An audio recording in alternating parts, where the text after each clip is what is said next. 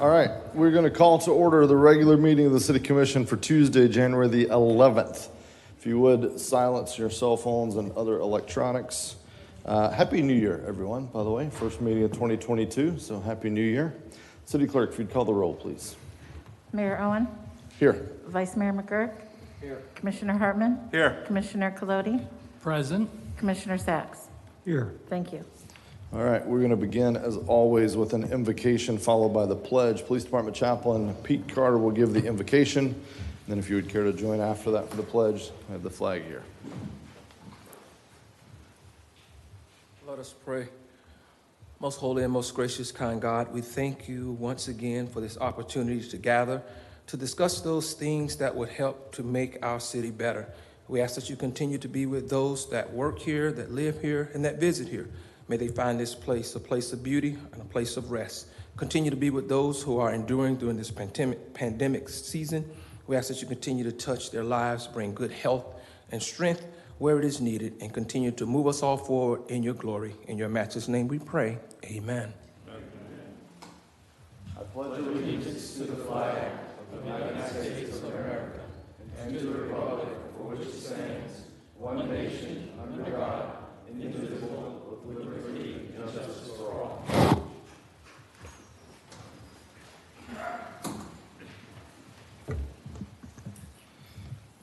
Okay. We have a couple of proclamations, so go down here and read those. Mayor? Yes.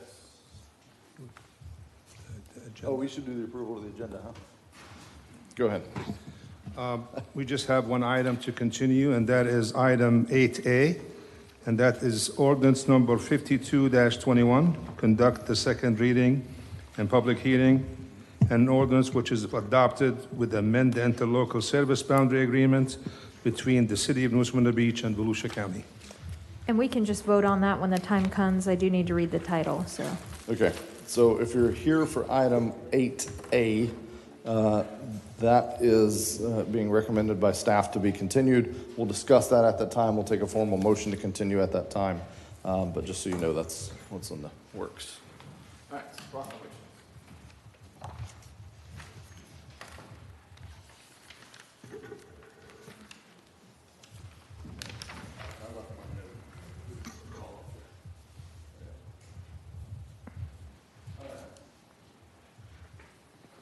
Who was here for this one? All right, Chief Coffin, Donna Z, and Fonda. There you go. All right. You join me here.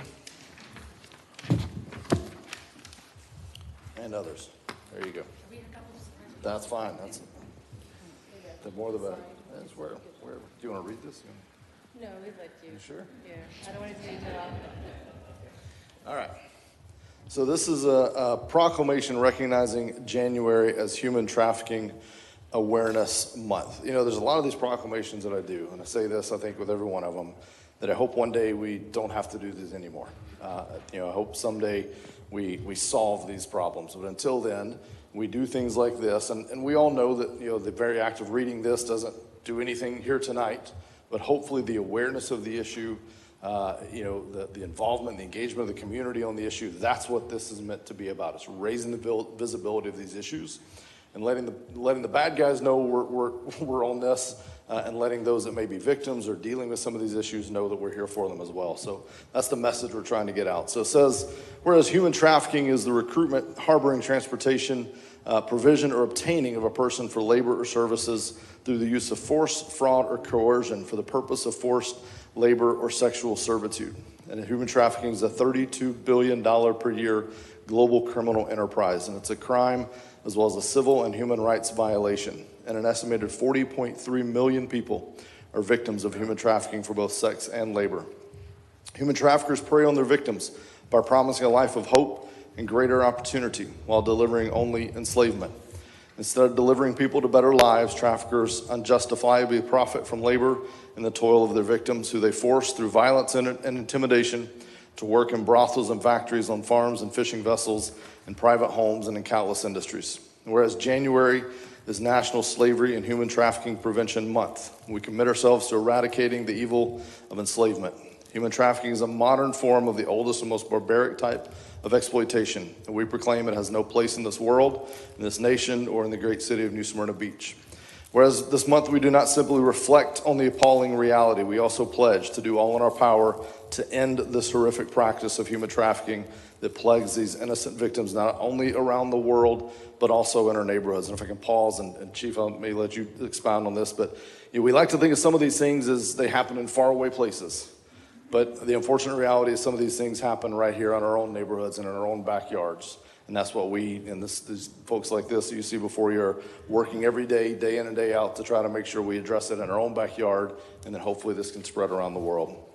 So whereas Human Trafficking Awareness Day is observed on January 11th in municipalities across the country in order to educate the public and raise awareness about human trafficking, and the city of New Smyrna Beach has a strong commitment to social justice. Now, therefore, I, Mayor Russ Owen, proclaim the month of January as Human Trafficking Awareness Month in the city of New Smyrna Beach, and reaffirm our commitment to creating a victim service and criminal justice response that assists victims of human trafficking, and urge residents, agencies, and champions to support efforts and actions to end human trafficking. Chief or others, anyone want to speak to this topic? Donna? We thank you for doing this, and I think most of you are probably like, oh, that doesn't happen here, but we have had several cases in the last several years of human trafficking. So it's important that we're all aware and that we all pay attention. And so if you see something, say something. Yeah. All right. Chief? Okay. All right. Thank you all. So we'll take some pictures, put on social media for the awareness. Just for you. Okay. On meeting number 3. 1, 2, 3. One more. 1, 2. Thank you. All right.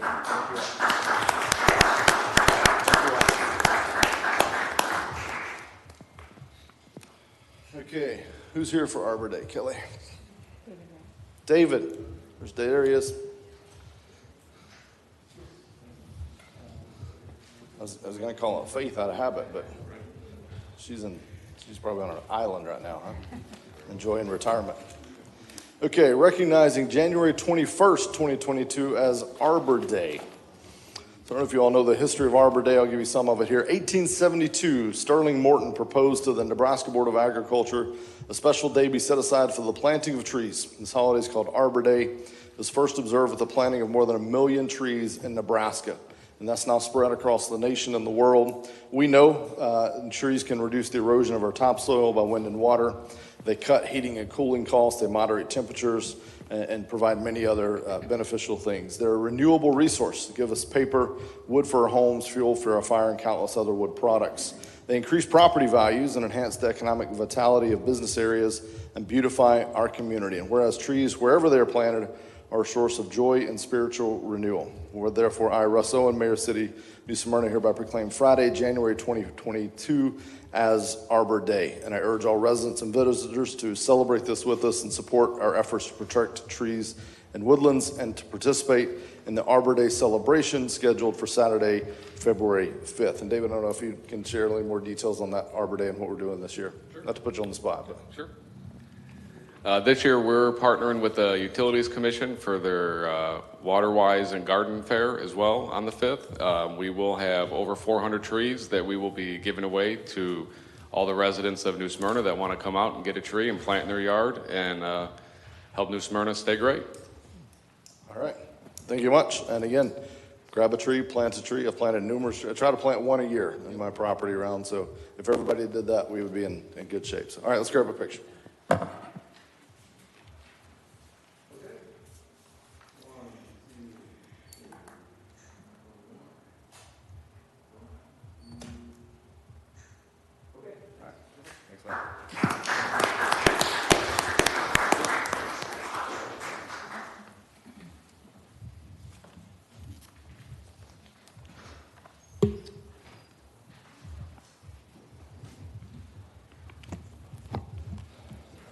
I don't know if I've ever felt spiritually renewed by a tree, but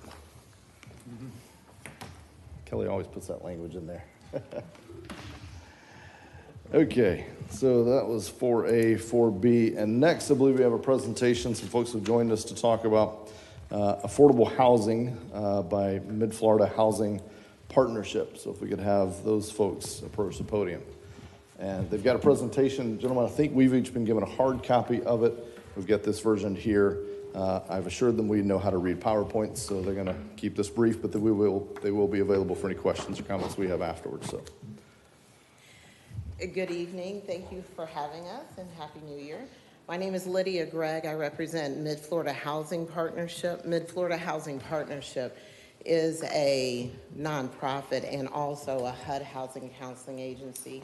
We've operated in the Volusia-Flagler area for over 30 years, and our specialty is first-time homebuyer programs and helping low to moderate first-time homebuyers realize the American dream. The Palms at Venetian Bay is a unique opportunity for our moderate income households to be able to, let me just change this, to realize the American dream with a little bit of help. That help takes the form of $10,000 of down payment assistance offered by Mid-Florida Housing Partnership, and it's in the form of a silent second mortgage that has no interest or payment. It's just due at the end of its term. There are special incentives for what we're looking at is some examples of what can be purchased in the Palms, which is in Venetian Bay. There are some incentives for our local heroes, and there are some special incentives for the first 5 households that take advantage of this program. The modern duplex is the most affordable way to achieve home ownership in the Palms of Venetian Bay. All of the Palms, every home is possible. There is income guidelines, and in your handout you'll see an example of a standard household of 3, but the income guidelines are adjusted for household income, so it could be any size family. There are 3 builders active in the Palms, D.R. Horton, Johnson Group, and Meritage. So what you're looking at is some of the images of the modern duplex. Single-family houses are available as well. We brought our big check today. My coworkers, our executive director is holding up the big check. Our other housing counselor, Joanna, and Victor Ramos are here. Local heroes get an additional incentive, as I was mentioning earlier, for no application or origination fees. So, and it's a broad definition.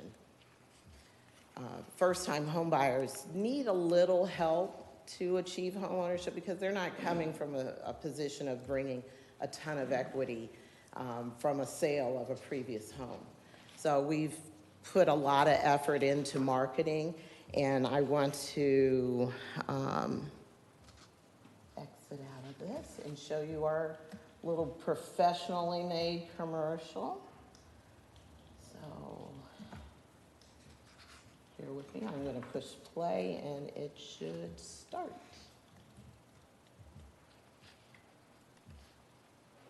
With sound. Snap crackle.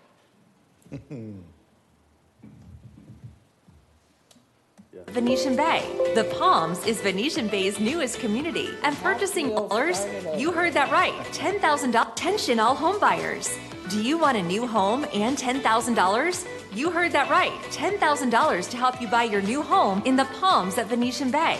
The Palms is Venetian Bay's newest community, and purchasing your new home can mean you may be eligible for a $10,000 no-interest loan. So how do you get $10,000 to live in a brand new home? Simple. Give either of our representatives at the Mid-Florida Housing Partnership a call to see if your household income qualifies you for $10,000 of down payment assistance. We're talking 0% interest. Attention all local heroes. Additional benefits may apply. So why wait? Call today. We look forward to welcoming all qualified applicants to our beautiful community here at the Palms at Venetian Bay. Located off State Road 44 on Airport Road in New Smyrna Beach, Florida.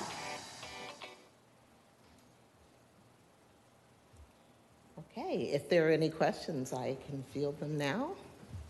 Thank you for your time. Thank you. Thank you for a great presentation. Questions or comments from the commission? Commissioner Colodi. Yes, the $10,000, where does that funding come from? It's a partnership we have with the site developer. And we are a nonprofit that is suited to do community seconds, which is the general term. So we have a loan fund of $500,000, and it's a loan. So when the homeowner has reached the maturity of their loan, they're paying that back, and it just cycles. But it's actually developer money that's funding the $500,000.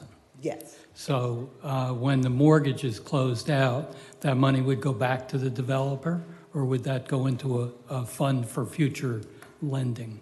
It could be that exactly, the former. The latter, I'm sorry, the latter. It's a fund dedicated. It's a revolving fund? Right, to help with future affordable housing endeavors. So this is the beginning of something good. Well, it is. It has to start somewhere, so. Yeah, there's no question about This is considered that. like seed money. Yeah, there's no question about that. The $500,000 basically is their money. They're putting it into an account where you can, the money goes back to them as a mortgage. And when that's paid, the money goes back into your revolving fund? The mortgage is between the homeowner and Mid-Florida Housing Partnership. Okay, so you would get the money back? Yes. And would you then be restricted to reloaning it only to that development? Okay, that's a good question. That I don't have the answer to at this moment. I couldn't get that. I think one of your colleagues is going to. I think your answer is coming. If I may, yes. At the present time, the agreement that we currently have is yes, for this specific development that we're working on. Yes. Okay. I support all programs like this. It's not true, I shouldn't say this, but it's a pretty high income level that people can come in. It doesn't help entry-level people, it's mid-level people. It gets them into a better house than they could afford, so that's good. But have you ever developed any type of programs that would help people who are even in the lower income brackets? Yes, actually, many years of doing that. I've been with the partnership 30 years, and we've done a number of developments. The one that strikes me, Holiday Builders was the builder. It's a 55-home development called Cardinal Estates, and it's a mixed-income community where we had greater subsidy for lower income, but the moderates who weren't eligible for a lot got additional subsidy from Cardinal Estates Corporation. We had a spinoff corporation. So we're very used to actually, that's our space, low to moderate. This high moderate is a new thing, but you have to start somewhere. And this kind of covers a niche where households might just fall through that crack and not be able to take advantage of this opportunity without this $10,000. No, it's a good program. I'm glad to see it going forth. I would like to see more, not necessarily from your group, but from somebody who could help out the more affordable ones. Yes. Like we're trying to work with some properties we have to get that type of person or family a We better have upgrade. done that in the past with City of Holly Hill, City of Daytona Beach, and Volusia. Scattered site, just as the opportunity, we're very well versed in doing that. And we have a flow of first-time home buyers that will go through home buyer education, which is an 8-hour course, and they'll get the pre-purchase counseling. And then every opportunity out there that's available And then we actively seek out opportunities like you're suggesting. Okay. We'd love to talk to you about Well, I don't want to belabor it right now, and I do have questions, but I will contact you. And Commissioner, I just wanted to add that, yes, Mid-Florida, that's exactly what we do. Tonight's presentation is more about what we're doing with the Palms as it relates to the down Correct. payment assistance. But there's a brochure that was given to you as well. And please feel free to contact us because this is what we've been doing for 30 years. But thank you. Okay, I will. Thank you. Other questions, Commissioner McGurk? I just want to thank you for coming out tonight and explaining the program. I don't think most people know about it, understand it. I think rumor is too easily goes around and, does not characterize what is actually happening accurately. So the $10,000, it's a loan. Yes. It's not a gift. Yes. It's paid back. Yes. And I think this is a great program. Thank you again for coming out tonight. Well, thank you for the time to come out and explain it to all of you and share this information. Okay. Thank you. I had one question before you go. Yes. The heroes category. Yes. And I really, really appreciate, since many of those are colleagues of ours in the city space, not all, but many of them do work as, police, fire, public servants. Are those subject to the same income limit categories? Are they different? Like, what's different about the program for them? What's different about the program for them is the waiving of origination application fees. The income limits are what they are. To fit in with the first mortgage lender's approval, it has to be between 81 and 140% of the area median income. Gotcha. Okay. So, selfishly, I have two of both of my fire and police chief here. I'd love to see as many of our folks that would be eligible and would like to take advantage of something like this.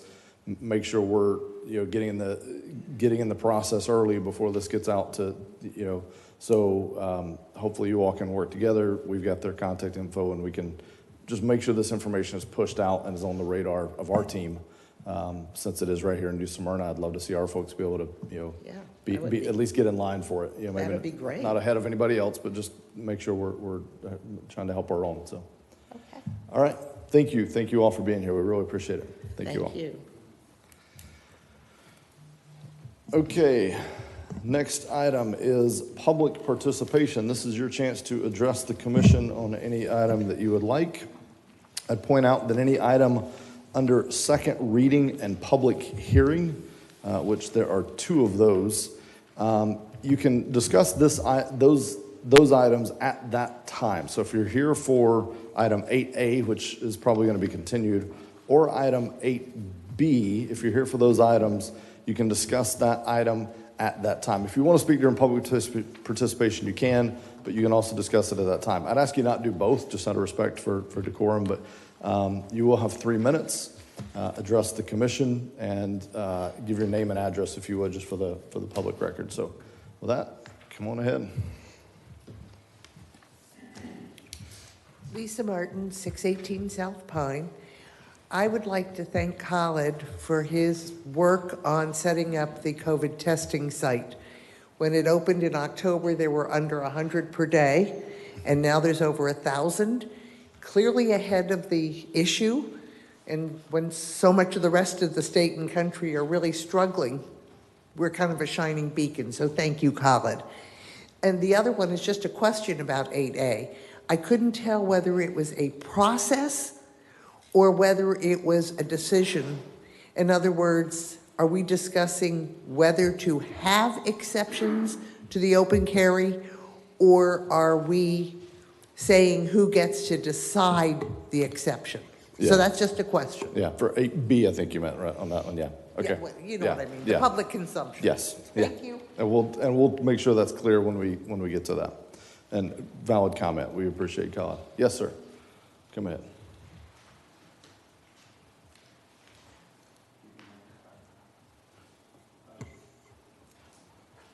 Good evening. Tom Long, unincorporated Volusia County, just outside the city border. I have 2 things I'd like to bring up. I just gave my card to the city manager. The last presentation you had about affordable housing does not work. Does not work at all. I know, I'm a real estate investor. I've done this all across the state. left it there. She had up there $82,000 as income. You're not going to find anybody that needs affordable housing making $15 or less an hour. They can come up with an $82,000 or 20% down on a $250,000 house. It's not going to work, even if you have to repay a $10,000 loan. Next thing I want to bring up is you only get one time to make a first impression. I'm doing it right now. I've lived here since 2014. I ride my bicycle up and down Dixie every day. I wrote the city mayor in the summertime, I don't know if you recall it or not, which I included dozens of pictures of dead animals that have been flattened, trash, garbage, you name it, along Dixie Highway. I sent him that email. The very next day, there was a crew of 2 guys in a pickup truck out picking it up. Thank you. Unfortunately, that's it. One shot. Now, I have people that come to me wanting to invest in this city. And they look at it and they say, what's this? Right now, I do not believe any of you have missed the front end of a car on the south side, on the south directing road on Dixie, just south of the overpass. How do you miss the front end of a car that's been there for over 5 months?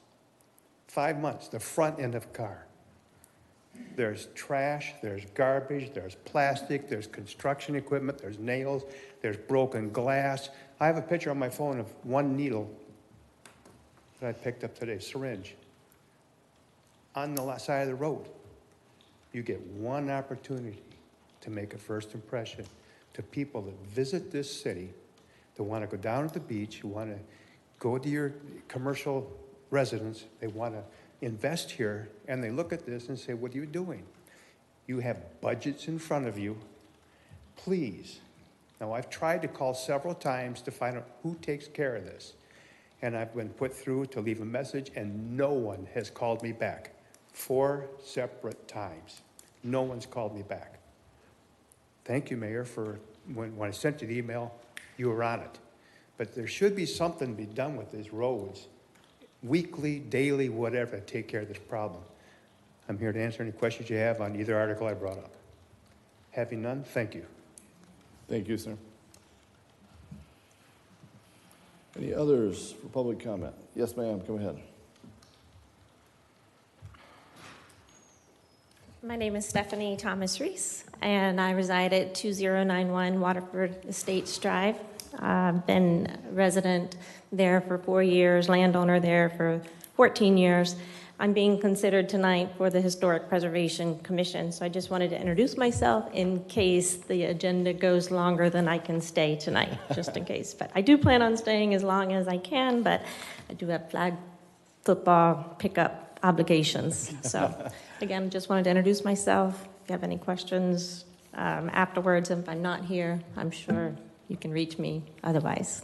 So thank you. Thank you. Thank you for being here and introducing yourself and being willing to serve. And we get it. Our meetings can run a little bit long, so if you have to step out, we understand. Any others for public participation? Yes, sir. Come right in.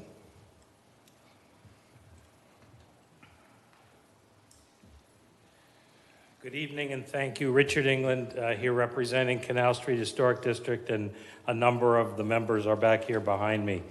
CSHD exists for only one purpose, and that is to promote the interests and economic health of the businesses in the district. Among other initiatives, we have historically hosted various events to draw attention and people to the area. Canal Street Nights, as you know, was conceived as one of our most ambitious efforts yet. As you are aware, Sanford's Alive After 5 was our model for that. For many years, that event has drawn locals and visitors alike and economic activity to Sanford. Compared to years ago, with more restaurants and nearby residential development now, and a downtown layout that is conducive, Canal Street is now positioned to take on or improve upon Sanford's idea. We plan to create a people-filled street scene friendly to both adults and families, with lots of reasons to stay and mingle and shop and people watch. Important to reaching the potential for this event is creating an informal flow, the free movement of our guests from one end of the street to the other.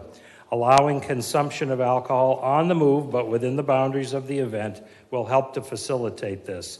It also helps to distribute the commerce amongst all the businesses on the street that choose to participate, and not just the restaurants. Early in the planning process for Canal Street Nights, we believe that asking for an open container provision as a feature of this ongoing event required a big, unprecedented reach. I now know that's not the case. Under state law, there are drive-through liquor stores. Under state law, licensed establishments are allowed to sell individual drinks to go as long as you put a sticker over the straw hole. In each case, the law depends on the purchaser's behavior to ensure compliance with public consumption rules. I also thought early on that approving a commission-authorized, staff-controlled open container provision would make New Smyrna Beach unique or near unique in our region. We now know that not to be the case as well. Many other cities nearby grant this authority, with Mount Dora in 2018 creating an entertainment zone where open container is permitted weekly, no associated event required. In the end, I believe it's individuals who cause the trouble that opponents of this ordinance fear, and those individuals are almost certainly already violating the laws on the books.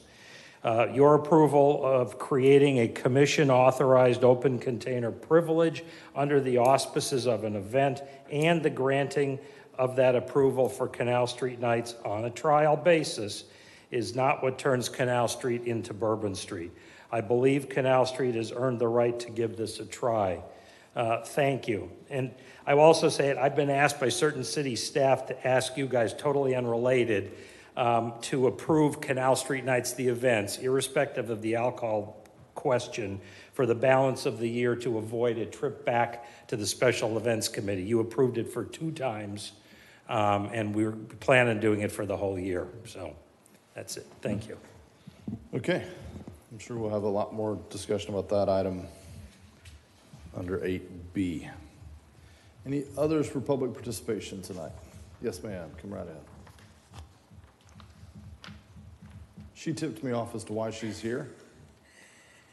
Hello, city leaders. My name is Rachel Allen. I am here on behalf of the Southeast Volusia Chamber of Commerce as vice president this year. So as most of you know, this year we are hosting the Business Expo on Canal Street on February 5th. The times will be from 9 until 2. This year we've decided that our theme is going to be Carnival, and we have gotten a dunking booth. And so I am here on behalf of that to ask, we need at least 4 good volunteers to put in our dunking booth for 30 minutes at a time. And what better way for us to help raise money? As you know, we are non-for-profit and we are working to make our goals for the year. So for those of you that would be interested in helping us out, I'm looking at all the city leaders. I would appreciate it on behalf of the Southeast Volusia Chamber Home Show event, Business Expo, February 5th. Thank you. Okay. I won't put anybody on the spot. I'll let you get, y'all know how to get a hold of her. But I know 2 of you that have experience. that's right. So we've done our part, is what you're saying. I appreciate that. That's right. I'm glad you acknowledged that. It's very cold that time of year. It is. That's Yes, what I it told is. her. That's the first thing I said. You can't believe how long 30 minutes is. It feels like a when long it's time. warm out. Hey, I would just point out, the last one of these, I think we participated, or several of us participated in, was on an event at Flagler. And I didn't know it at the time, but they were keeping track of who raised the most money, and so it was a competition, which I didn't know because I'm highly competitive, but I came in second, and Chief back there, Chief Coffin, raised the most money. So just so you know, that's your ringer. So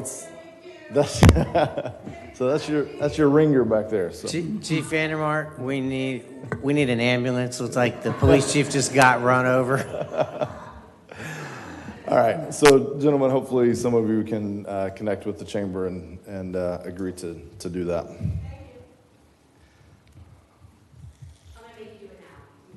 Okay. I'm Stephanie Ford, the Executive Director at the Southeast Volusia Chamber of Commerce. And I would just like to say that the Chamber supports the open container ordinance and would like to show that they have our support, Canal Street Historic District, and hope that we get yours as well. And you can wear a wetsuit in the dunk tank.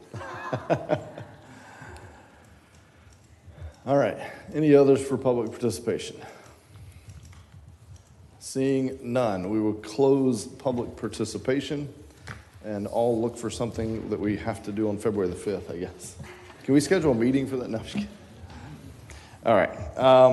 So next item up, consent agenda. There are 9 items. Gentlemen, I would like to pull item G. So I'm gonna jump out ahead of you guys, and I'm gonna pull item G. So let me do that. So then we'll begin with the vice mayor, and then we'll wrap around. So, Commissioner, anything to pull? Nothing, Mayor. Commissioner Nothing. Hartman? Commissioner Colodi? Nothing. Commissioner Sachs? If you don't mind, Mr. Mayor, I'll speak to G also. Okay. With that, can I have a motion to approve the consent agenda items A through I, excluding item G?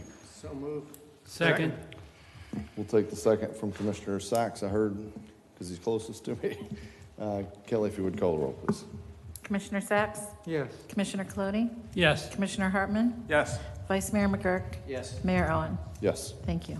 All right, so item 6G, so we sent staff in this direction, so I want to be very clear, staff is delivering as needed, but when I see this number, I guess there's a part of me, and I had a discussion with Khaled on this as well, and so I'll let him speak to it also, but there's a part of me that, so it's roughly $25,000 or so that we're going to pay for, this kind of master study.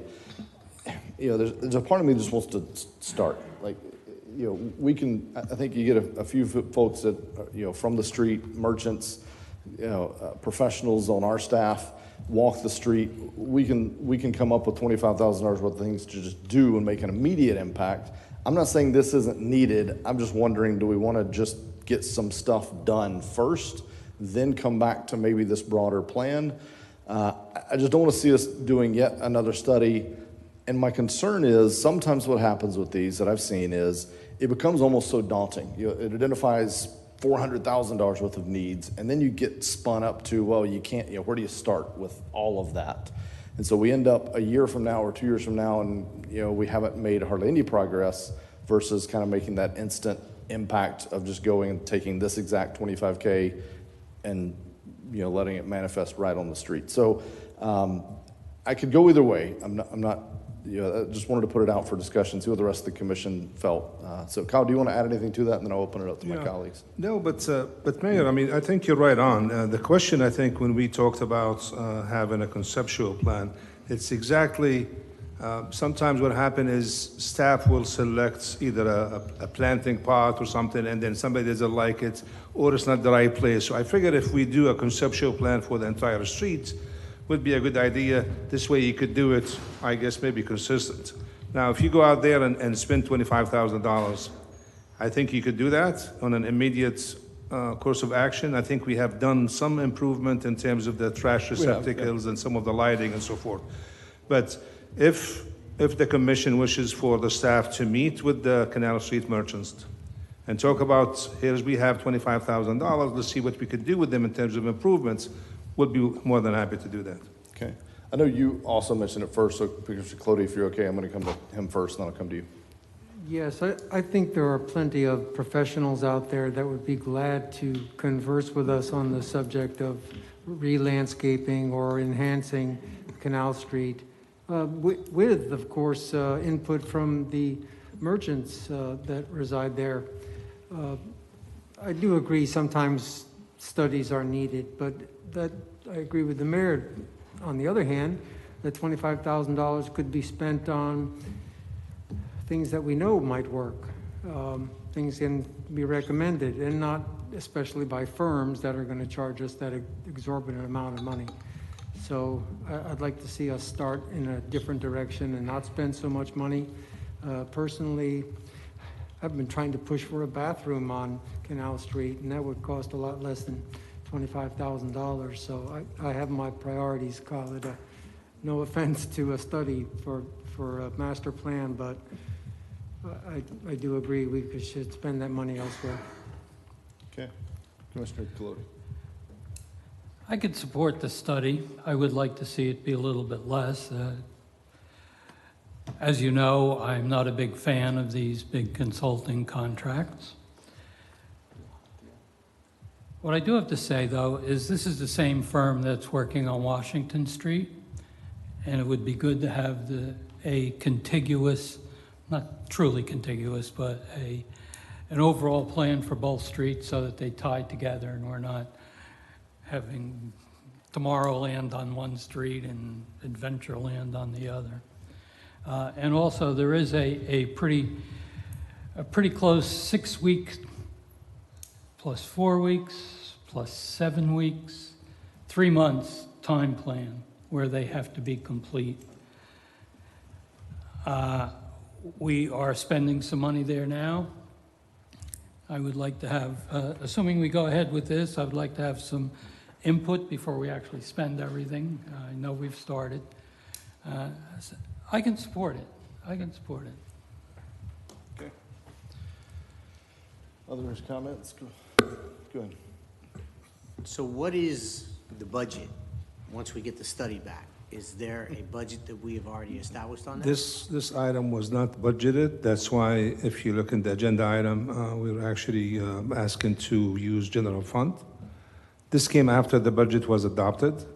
So we were thinking about the conceptual plan, and that's the $25,000. But there is no money budgeted as of today for this project.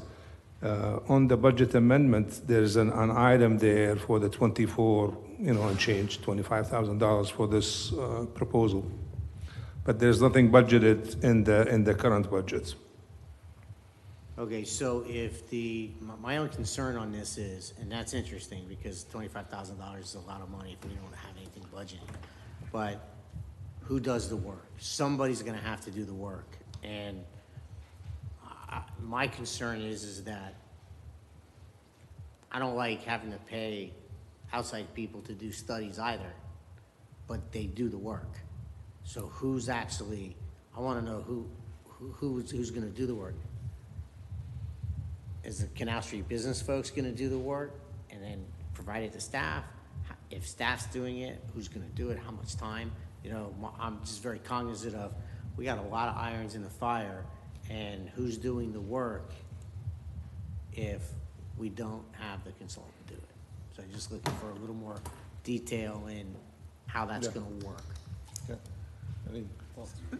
So is this the same company that's doing the Washington Street plan? No, as a matter of fact, this is SM&E, the one that they did the study on State Road 44. In US 1, right?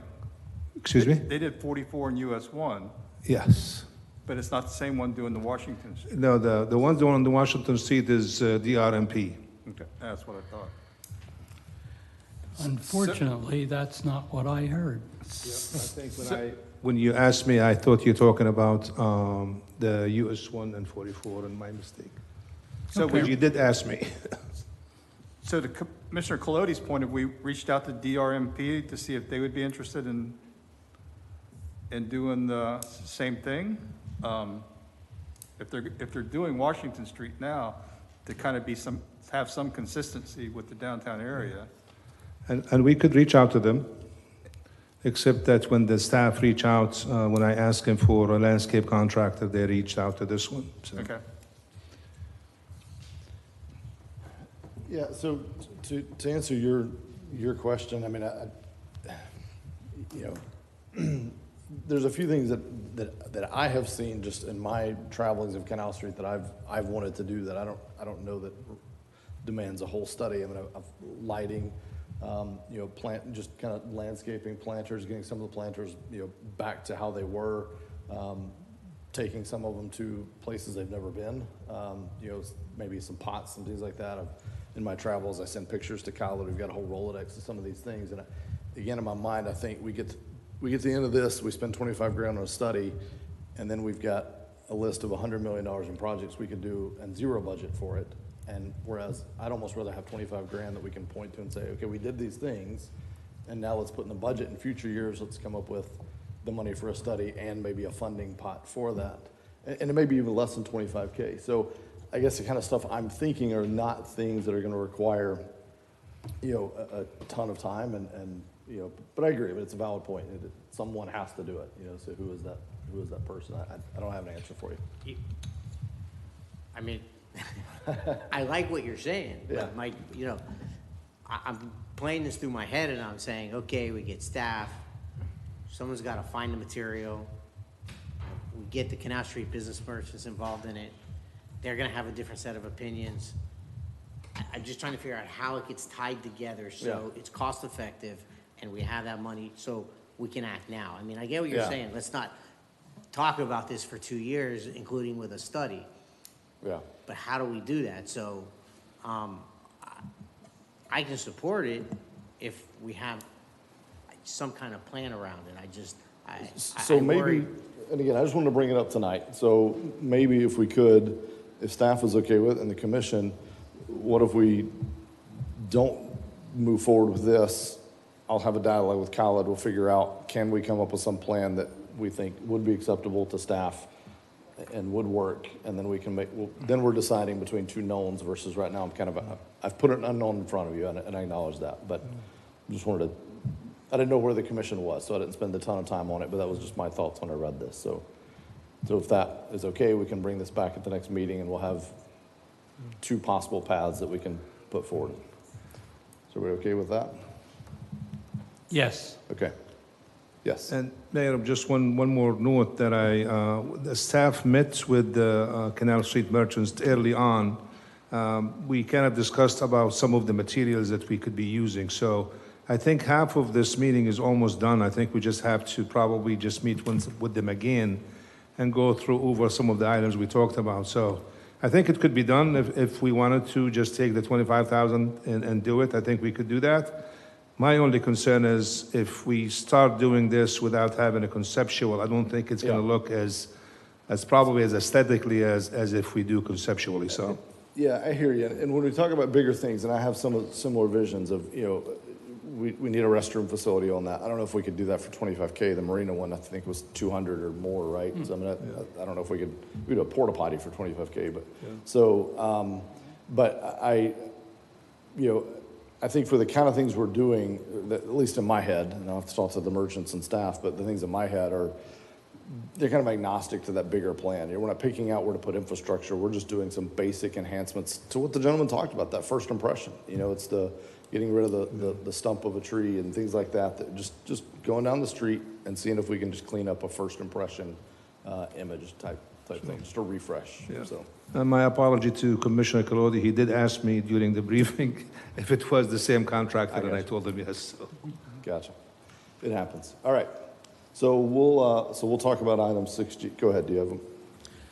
No, I think it's, I wouldn't have supported it with a different contractor, just to start with. I think that having designed numerous projects like this, street beautifications, and I think for $25,000, we would probably end up with a project that would cost around $1 million. So there's no way that we're going to fund it quickly. It's a longer term thing.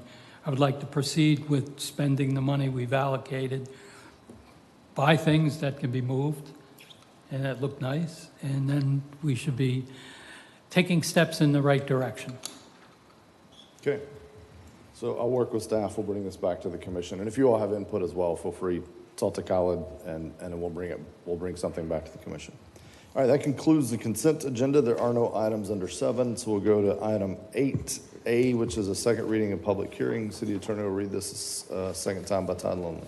Ordinance number 5221, an ordinance of the City of New Smyrna Beach adopting the amended and restated interlocal service boundary agreement between the City of New Smyrna Beach and the County of Volusia, providing for public hearing, providing for conflicting ordinances, providing for severability, and providing an effective date. Okay, staff has indicated to me, I'm sure to you all as well, that they would like some more time to continue working on this with the county. What's the date certain on that we need to continue this to? 25th, are you going to hear by? Or you want to do Hopefully- February 8th? Hopefully that I'll hear from them soon, that I will have it on the 25th. If not, it will be on the 20th. Well, we need a date certain, so let's go with February 8th to, okay. Okay, so if that's acceptable to the commission, I'd like, could we get a motion to continue this to February the 8th? I'll make that motion. Second. Any discussion on that? If not, City Clerk, if you call the roll. Commissioner Cludy? Yes. Commissioner Hartman? Yes. Vice Mayor McGurk? Yes. Commissioner Sacks? Yes. Mayor Owen? Yes. Thank you. All right, item 8B, City Attorney, if you'd read this one a second time by title only. Ordinance number 5821, an ordinance of the City of New Smyrna Beach amending the Code of Ordinances, amending Chapter 10, Alcoholic Beverages, Section 10-5, Consumption in Public Places Regulated, to require City Commission approval through a special event permit for any exemption to the general prohibition of public consumption of alcohol, providing for codification, providing for public hearing, providing for conflicting ordinances, providing for severability, and providing an effective date. Okay, so Carrie, I have you listed as the staff report on this. I'm just going to say a couple things real quick just for clarity, and then we'll hear from you on, then we'll hear from the public, and then we'll discuss as a commission.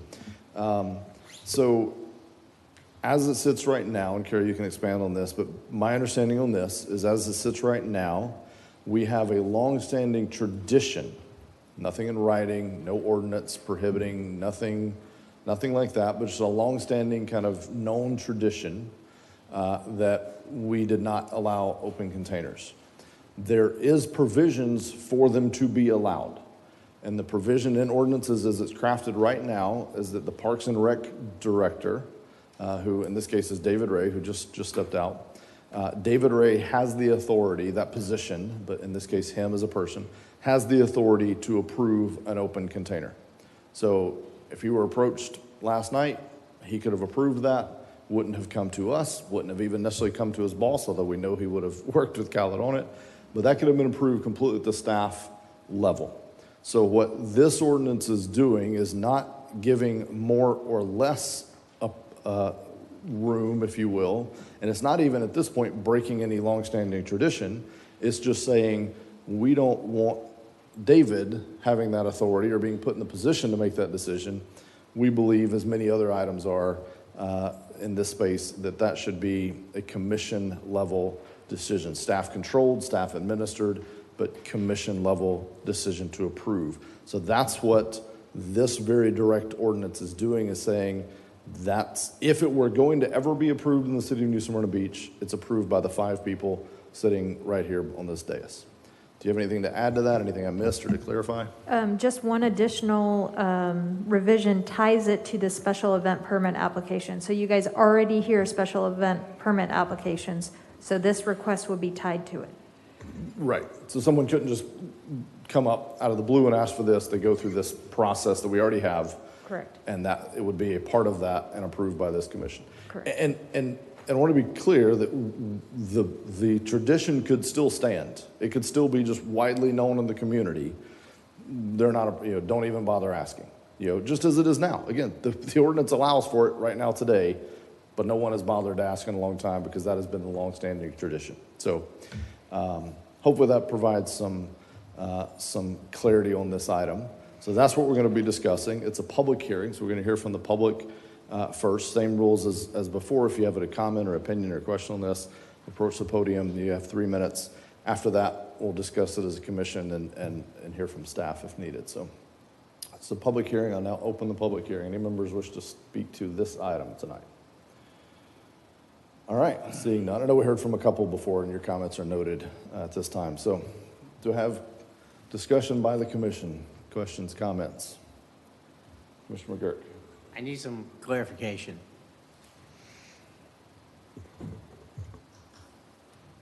The mayor said that this ordinance will make sure it comes before the commission. And that was what I was confused on when I spoke with y'all during the agenda briefing. It would come anyway, right? As a special event application. To the commission. Okay. So I guess the way I see this is I would like to see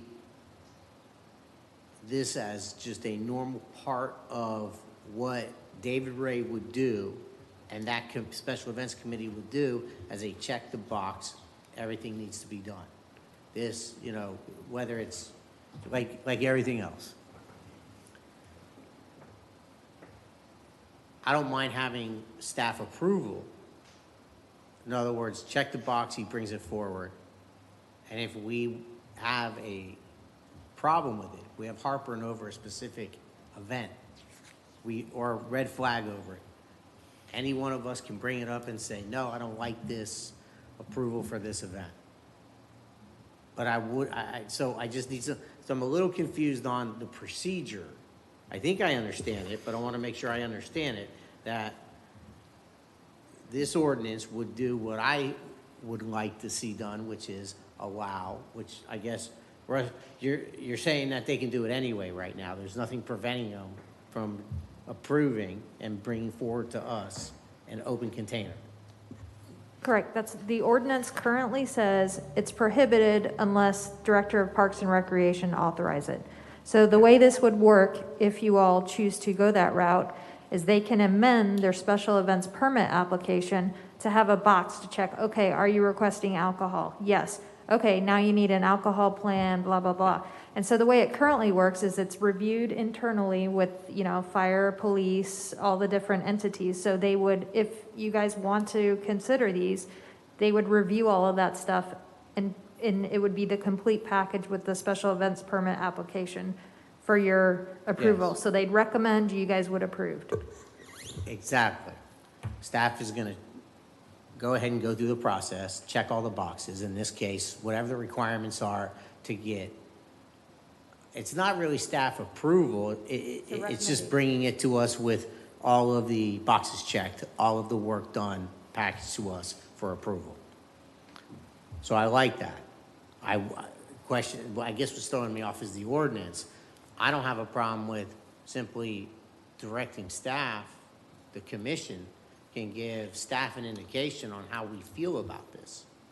As in, a general majority saying, yes, let's hear these as part of the special events and bring forward to us open containers, and we'll decide that. Without making this change tonight, you're saying? Yeah, in other words, yeah. So I'm saying, what's the point in the change tonight? If there's nothing in the ordinance preventing it, what exactly is that ordinance creating? That's, I guess. Yeah, good. Yeah. To me, it's just an inconsistency. Everyone thought we didn't allow it. Turns out we allow it. And not only do you guys not have to approve it, somebody else can approve it separate from the special events permit. So he could just approve it. What do you mean? So it's not tied to a special events currently. So the way it reads is it just says. No, I get it. I think you're saying that David Ray can approve an open container that's not tied to a special event. Correct. And what That's the way this reads. And the way the ordinance that we have tonight is that it's going to specify that he can only do it for the special events. Well, as drafted, it can be drafted however you want it to be, but as drafted, it would be the city commission approval when they're reviewing this special events permit. So it could say the director of Parks and Rec through a special events application, but it doesn't really make a lot of sense if that special event permit still has to come to you. Yes, perfect. That's my point. Yeah. So I'm not sure. I I hope I didn't muddy things up, but yes, that's my point. Yeah, I think you're kind of saying the same thing. So you're saying if it just becomes a part of the special event process, we're approving those. So therefore, by default, we would be approving that.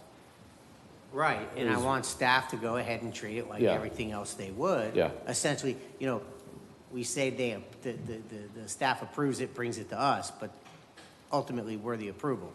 So that's why I would say staff makes a recommendation. It may be a recommendation to not allow it. It may be a recommendation to allow it, but ultimately you all approve. The way it's written, he approves solo, no input, not tied to special events. So that part obviously needs to be fixed. Yeah. But that in itself is not necessarily what we're discussing tonight, which is coming before in a special event approval before the commission. So there's a policy that you all need to discuss that's separate from this ordinance. This is just a procedural Then you all should talk about the policy, whether or not they should bother recommending approval Yeah. on any of that. Yeah, Gotcha. okay. I feel we should clarify, just out of fairness too, David has had a promotion. So we keep referencing David Ray. It's actually not. It's actually Rob, who's here with us tonight. Welcome. I'm This sorry. is his first meeting, so jumping right off the deep end there. So So that, I mean, gives a whole new light to this because you have Rob, the new guy, who could have gotten bombarded out there in the foyer and been checking off all these open container consumption things without any of us even knowing about it. yeah, So I think. it'd have been a short So tenure, this but is yeah. truly, so this is going to be truly a two-part process, is we first need to fix the ordinance where it is a part of the special events process that ultimately comes to us. And then the second is, do we want to allow that, and then what restrictions are we going to apply to that? Yeah, yes, I agree with that. Okay. But we haven't gotten to that step yet. Basically, what we're doing is we're eliminating what could be considered a loophole to get approval on something to sell alcohol without having a special event. Correct. It's a change in semantics that protects us. Fully support it. Yes, that's my impression. I've supported 8B independent of this policy discussion of should people bother? Should people like the gentleman we heard from tonight with Canal Street Historic, should they bother showing up or not? That's a position statement this body needs to telegraph, but that's independent of 8B. And so my suggestion is we get this in place and then we can follow it right away or during Mayor and Commission comments or whenever with, we've been approached now by this group. I think we owe them some answer and some policy telegraphing of our position and where we lie on that. So Commissioner Sachs, go ahead. Yes, so this is a conundrum for me. I do support the fact that our city does not allow open containers on the street. My own personal feeling is that I hope it's an unfortunate thing, and I hope it's not so, that the success of a venue or an event, which could be very good and popular, especially for Canal Street, if that's what the one we're speaking of, would have to rely on alcohol. There are safety concerns by, let's just say, opening up the whole street for people to carry open containers and drink freely throughout the street, on the sidewalks, back to their cars, through neighborhoods. There is a safety concern. I don't know how the police chief and the fire chief feel about it. I can guess how they might feel, that it might be a concern. We used to have the wine walk on Flagler and a few other events, and I've opposed them. I haven't felt comfortable about them because we have those bars anyway. They make a decent living. Occasionally they will ask for a beer garden or something of such, and I've supported that. And I've asked the Canal Street merchants if they would support that. I didn't get any feedback. I would much rather, in that case, not speaking to this ordinance tonight, but in their case, that they would have individual beer gardens for the venue that is in that event. Walking around the street with the liquor, I'm not comfortable with. Now, as far as the ordinance goes, we're allowing a special exemption to the general prohibition to drink. Am I correct? Is it that simple? That's the current language. So it puts me in double jeopardy. It's like damned if you do and damned if you don't, because this could happen anyway. A commission could, first staff could say, we're going to check off all the boxes. They don't have to check off the liquor box because we're going to allow that if they want it. And it may or may not come back to the commission. As I understood it before, we would see applications that would come to Leisure Services, if I'm correct, and then that venue would then come to the commission for approval. most all the time they get approved. Yeah. Not much to my dismay, but I'm concerned when it does, because, you know, sometimes it gets out of hand. So as it's worded, it's like a double jeopardy. And as much as I want to see Canal Street prosper, you know, I offered what I thought was a good idea. I don't know if they would accept it, but I don't support walking around in the street with liquor. It's just, some would say it's a family event, some would say not so much. I don't think it sends the best message or doesn't put our best foot forward. We can still drink. We still have bars on Canal Street. It doesn't have to be a walking and liquor event. I know we looked and compared ourselves to other cities. Look, I hate to be blunt, but if Port Orange jumped off a bridge, would we follow them? It's nice to compare ourselves to other cities, but I saw no other comparisons to cities who don't allow liquor, who don't allow drinking in the street. It was all the guys that have certain allowances to do it. And I think New Smyrna's special, that we shouldn't have to rely on that. So Okay. I'm not sure how I'm going to vote, but that's how I feel. Yeah. Okay. So I think from me, and because you said it well, but I think 8B is really just putting the power with the commission. So we're not, at this point, I mean, there's this whole separate discussion, which you just launched into, and you said it well, that there's two separate issues. This doesn't give any power. And in fact, it kind of closes a loophole. I mean, right now, as it sits right now, this event could have been approved at the staff level and would have never come before us. Whereas the special event process, it would. So what we're doing now is kind of closing it up and ensuring if this were to ever happen in our city, it would come before this body and not be a staff level decision. Now, I have a lot of faith in, I don't think staff would completely diverge from longstanding trends and you know, traditions. You know, that's usually not a smart staff move. So I don't think they would do that willy-nilly, but I would like to see that tightened up. So for that reason, I can support 8B, and then I look forward to a lively debate on, you know, whether or not we try the other. So that, I think we're going to have to keep the two separate, but that's where I'm at. Mayor, you want a motion? I think so. Well, I'll make a motion to approve as written. Second. So I have a motion to approve item 8B and a second. Any other discussion? I think I see Will's turning over there. I don't want to cut anybody off. I want to make sure we.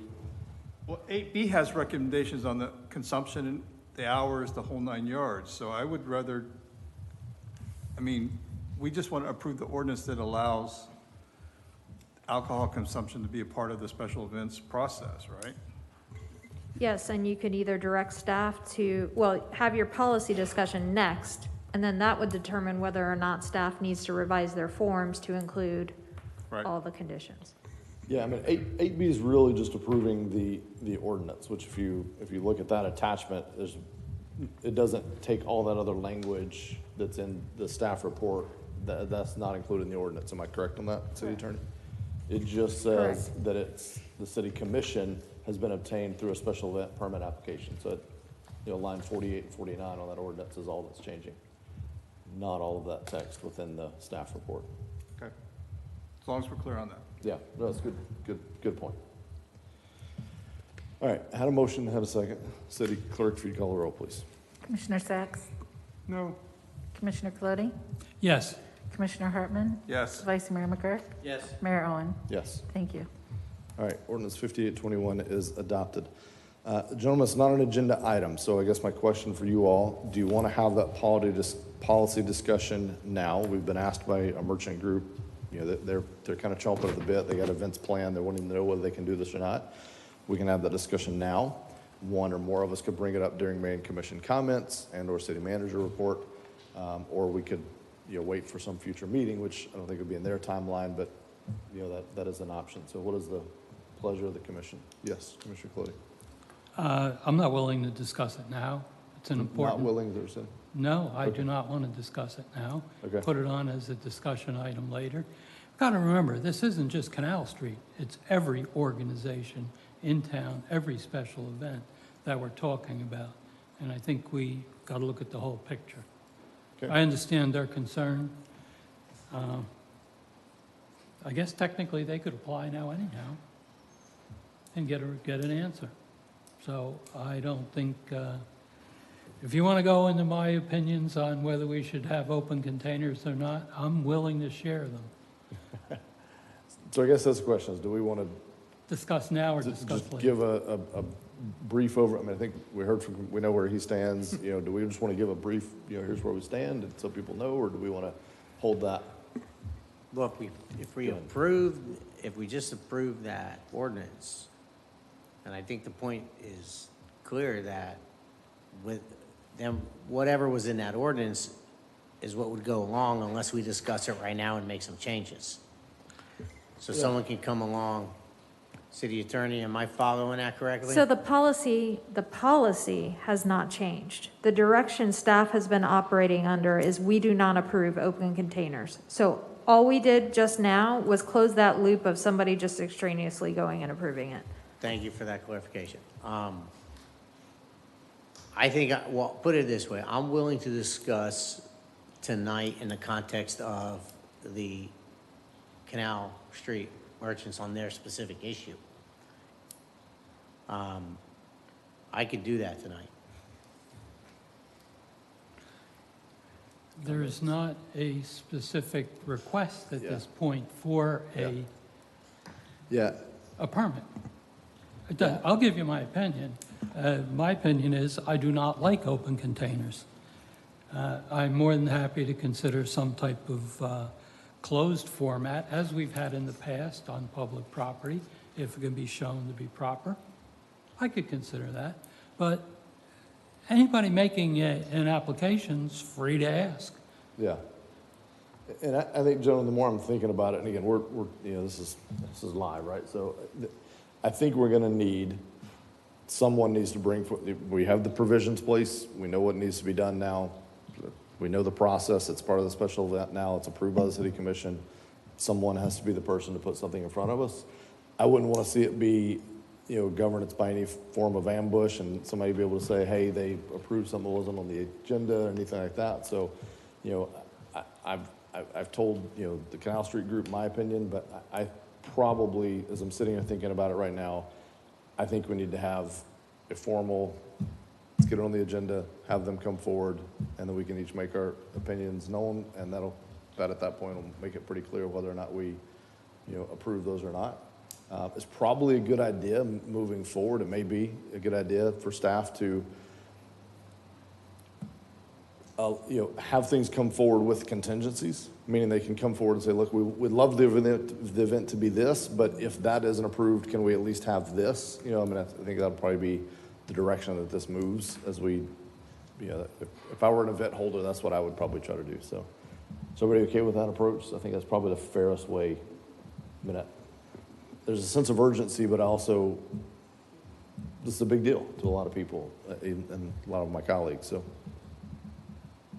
Mr. Mayor? Yes. Just for discussion, couldn't, the merchants would like to go ahead, I believe, with or without alcohol. Yeah, we approved that last meeting. Right. Yeah, that's approved. We determined that. Yeah. Could we not consider, and they consider doing a beer garden and cordoning off outside first to try that? I know you all outvoted me on that issue about the open container down the street, but since we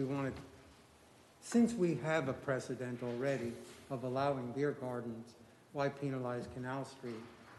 But they were not interested in cordoning off a few venues. I'd be interested in allowing that, to allow them to go ahead and even have alcohol standing out in front of the beer hall.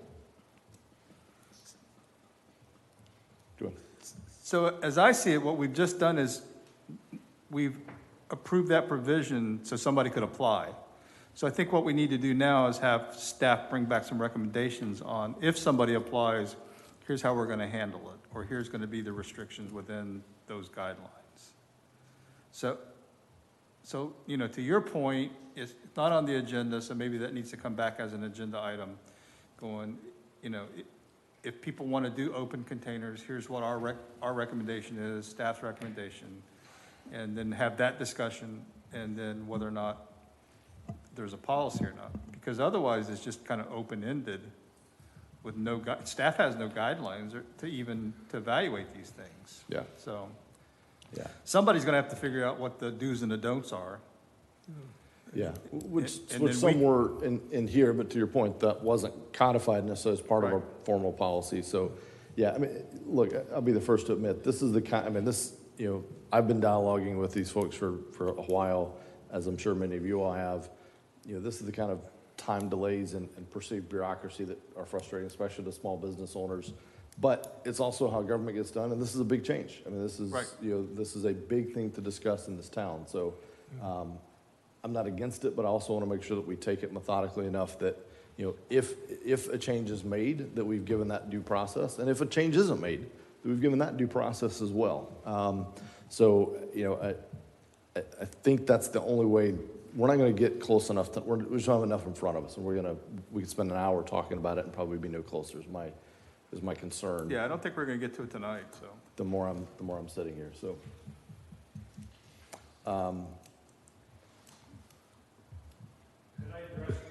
Sure. Yeah. Yeah, go ahead and come on up, and then it is a public hearing, so go ahead, Khalid. No, I just was I guess we'll treat it as the special event when we ask for maintenance of traffic plan. So just to look at the impact of the event. Same thing with this. If they ask for open container, then we would look at it from that end. So police would look at it, fire would look at it, maintenance operation would look at it, and then we could discuss these issues with the applicant before it gets to the commission. So when it comes to the commission, we have addressed all the city concerns when it comes to you for approval. So, yeah.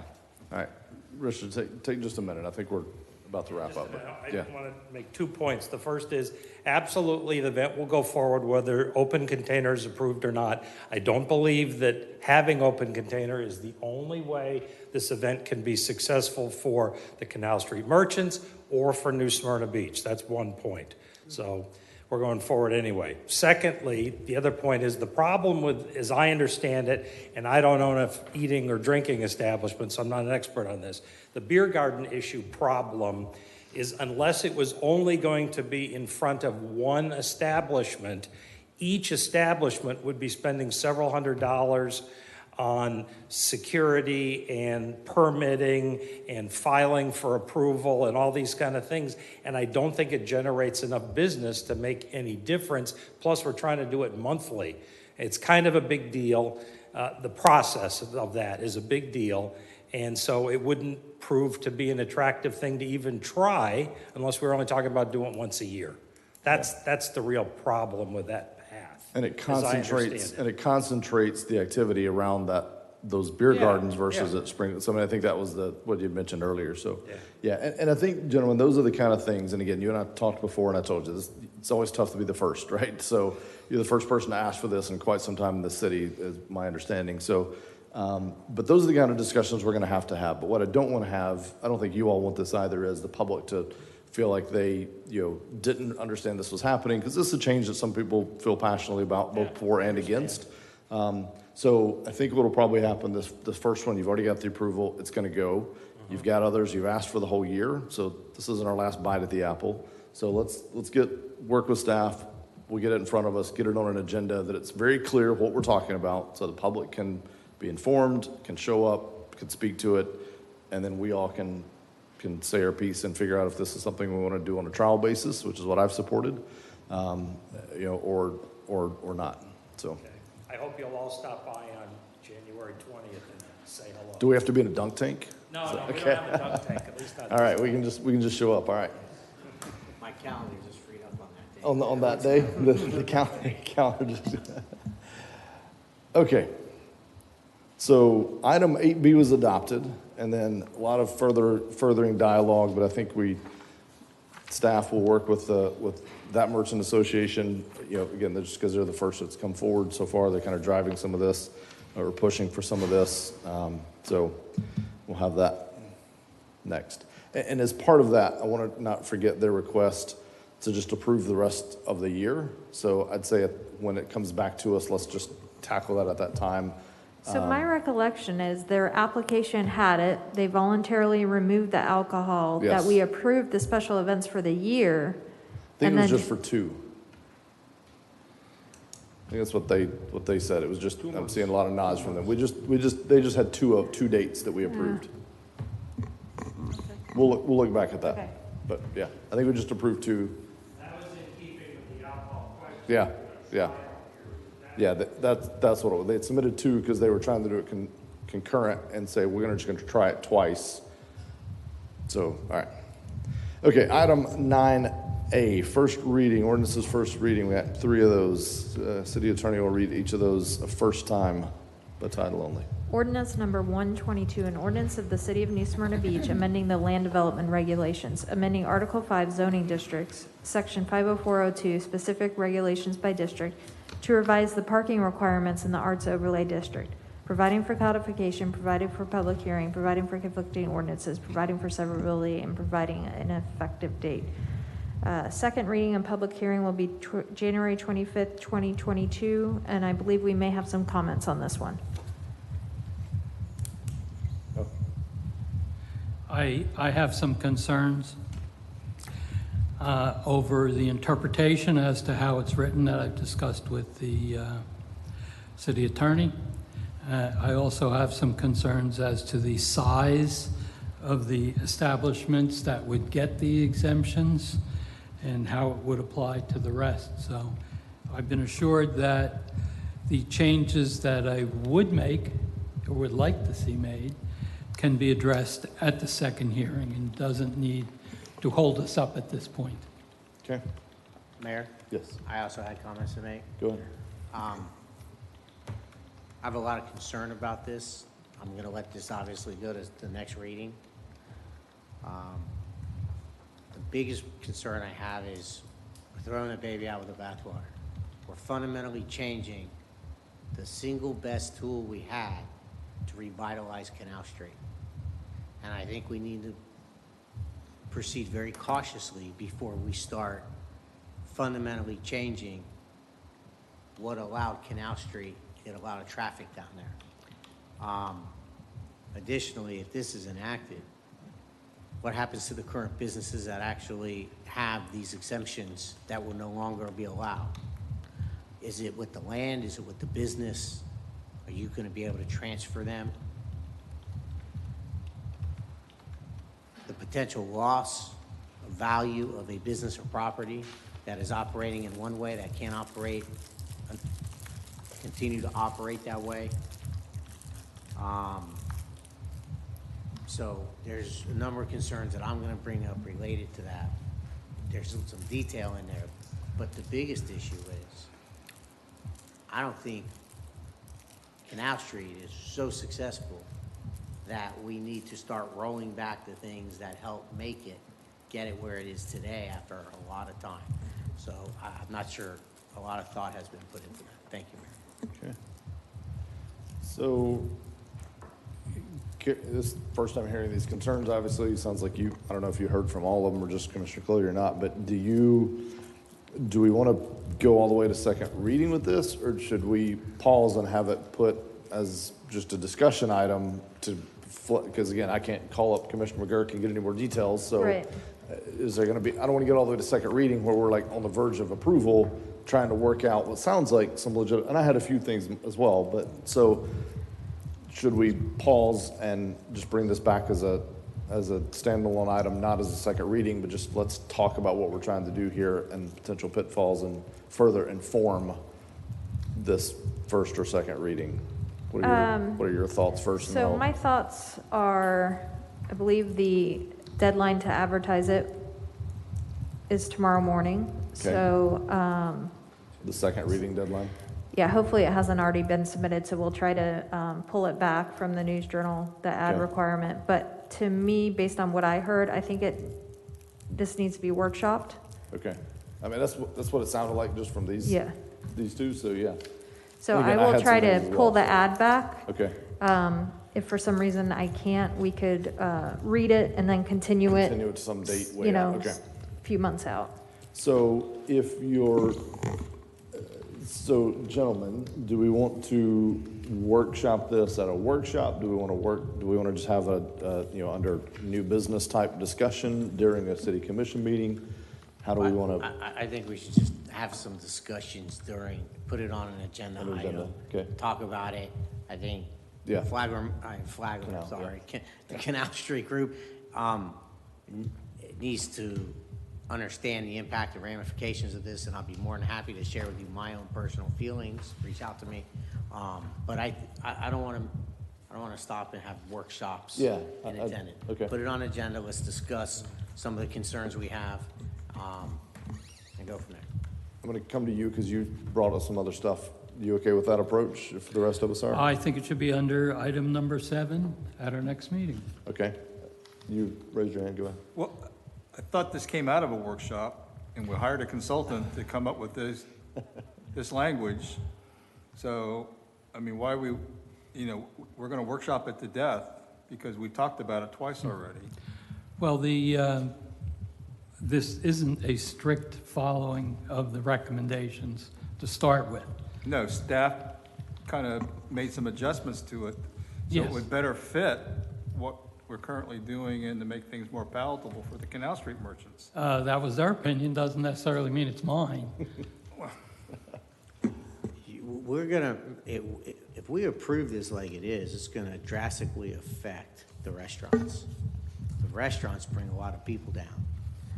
Now, the issue you have is, if I was approved, if I'm the corkscrew, and I have this approval to be able to operate, and it gets taken away, what happened to my approval? Does it go with the land?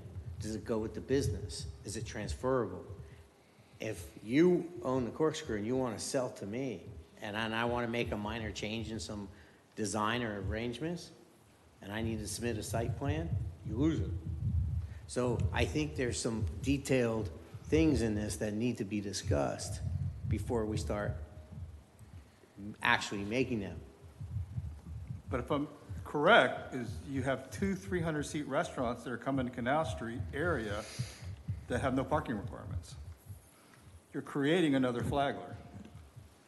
So at some point in time, you're going to have to put some sort of restrictions and/or restaurant size, et cetera. And I think that's what staff tried to do through the planning and zoning board. They tried to mitigate some of those things and take all those. I mean, we'll be happy to talk about it again. I don't have a problem with that. I'm just telling you that. Well, you just said we have to.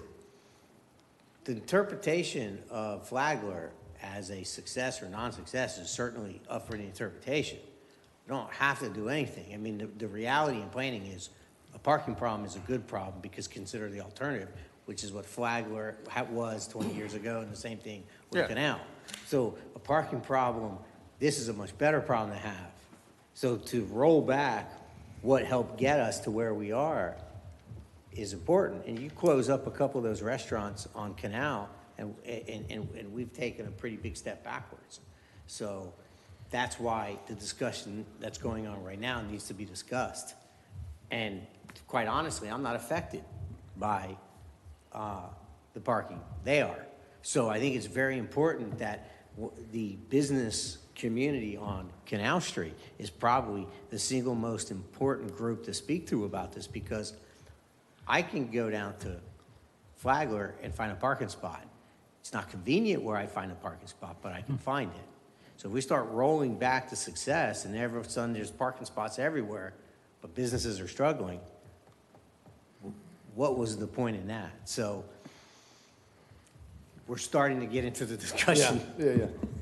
I think to your point, because I was thinking the same thing. Like, I thought this came out of a workshop. So to then get to this point and hear this, not the first time that's happened. I believe, a lot of times in this role, what I've seen is you start addressing a problem and you get, we identify a solution or some solutions to a problem or potential solutions to that problem, and they sound great when you're looking at the problem and you marry it with the solution. You say, great, this, we check that box. Then we get, your patented word, the unintended consequences and side effects, and we start hearing from other folks, as these things progress, and you start figuring out, well, wait a minute, let's make sure we don't cause another problem or, have these unintended side effects. So, I think that's where we're at on this one is, I'm not saying I'm completely against the direction we were heading because of exactly what you said. But I do want to make sure that we've considered, the point he just raised is well said. What about this whole grandfathering thing? What happens to someone that's grandfathered? And then does that now all of a sudden that property is worth 10 times more because it has this grandfathered no parking status and everybody else is burdened with trying to figure out how to pay and provide for parking? We probably felt like we had a solution that was way easier than it probably is going to be once you really get into some of these rabbit holes, which is tough. So I think I agree, Commissioner Colodi. I think bring it back as pause the ordinance process if you can. Bring it back as a discussion topic. Let's make sure we engage Canal Street and the various business folks, and have some good discussion on that. Kyle. Mayor, I think it'd be a good idea. As Commissioner Hartman mentioned, this came as the result of the workshop and also as a result of direction of the commission. That's one of the items we were working on in the LDR. However, I think it's a sensitive issue, and I think a workshop, I don't think we could have it on the 25th, but maybe on the 8th of February before the meeting. Since we don't have anything before the meeting, that we could maybe have an hour before the meeting, that you could maybe have a workshop, given chances to the businesses, specifically on Flagler and Canal, to be aware of the issue and come and bring their thoughts and concerns about it. So I think this one just impacts Canal, right? Yeah. I'm good either way. We can do it an hour before, we can do it during the meeting, depending on how heavy that agenda is. So I'm good either way, but I know sometimes before the meeting can be. So we could do it like at 5 o'clock on the 8th. Okay. If it has already been published, if the ad's already been published, go ahead. If the ad's already been published, then what we'll do is we'll leave it on the 25th. I'll read it and we'll continue it to maybe time. say Yeah. March 8th or March 22nd or even Yeah. April 12th. Okay. But if it hasn't, I'd like to go ahead and set that date since it's already in process. Okay. Do you want to In meeting publicly. now? So, yeah, could we go for either April 12th or March 22nd? What do you think is better? Let's go with the March, and we can always Okay. continue that if we need All to. right, so second reading and public hearing will be March 22nd, 2022. And for the public on that, just so you understand, the reason the date certain and the continuance thing and talking about the ad, one of our biggest legal expenses is by law, we have to pay to run these ads, like in black and white newspapers. Basically, the reason they're in business, I think, still, is we keep them in business because we got to do these ads. And so once that's been run, that's expensive. And so once it's been run, rather than having to repay to run it, as long as we have a date certain that we keep continuing it to, we don't have to rerun an ad. So it just saves all of us taxpayers a little bit of money. So city attorney is very diligent about trying to do that. So, all right. Mr. Mayor, I have a Yes. quick question. Yes. Bob, I'm sorry you got away from the podium. Maybe you could answer. How would this affect if we did away with the parking requirement? How would it affect the R5 properties? There's a very small section of R5, which is actually below Lytle. So if you think about where the women's club is, from that building south for a block, that's the only R5 that's actually in the Arts Overlay District. That was put in back originally because those property owners requested it, so they could either operate maybe a tea room or something out of their house. So that's why those properties were included. Most of the properties are mixed use in zoning. Gotcha. And I'd be glad to answer any questions that you guys have. I worked with the consultant on it, so I probably have the most knowledge. Thank you, Bob. Yeah, and each one of you can reach out one at a time. Yeah. Thank you. Okay. Be ready for that workshop. Appreciate it. I'm ready. I know you are. All right. Good on that item? Okay. Workshop on the on the 8th at 5 p.m. Yes. Do we need a motion to set the date? I think we're just Not scheduling yet. a workshop. She already read it into the record as for the March 22nd is going to be the second reading. Carrie, sorry, you're taking notes over there. Item 9B.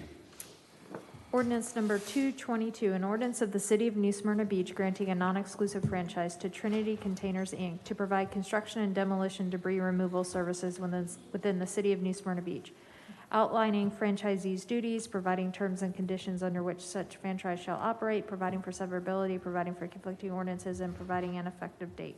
Second reading and public hearing will be January 25th, 2022. Ordinance number 0322. An ordinance of the City of New Smyrna Beach authorizing the Utilities Commission, City of New Smyrna Beach, Florida, to use a standard pole attachment licensing agreement for a term exceeding 4 years, providing for public hearing, providing for conflicting ordinances, providing for severability, and providing an effective date. Second reading and public hearing will be January 25th, 2022. Okay. Boards and thank you, Carrie. Boards and commissions are next up. We have the Historic Preservation Commission. We have the appointment of 2 citizens to serve unexpired terms expiring on May 14th, 2022 and May 14th, 2024. Kelly, I'm going to let you give the report on this one. Go ahead. Yes, the Historic Preservation Commission is a 7-member board. They have 2 vacancies. Both of those vacancies were created, one by somebody that resigned and another person that missed an abundance of meetings. So they created the 2 vacancies with unexpired terms that are listed on your report. So tonight we're looking to fill those vacancies. We went through the Southeast Volusia Historical Society, the Board of Directors. Per their ordinance that was crafted in 2012, we seek them to get a nomination. I send them the applications. They send an email that's on your screen. They approve the application, and they support the nominees, the applicants, for consideration. Okay. One of these is only until 2020. I mean, it's like a few days from now, right? I got it. Okay. Do you have a comment? Go ahead. No. Oh.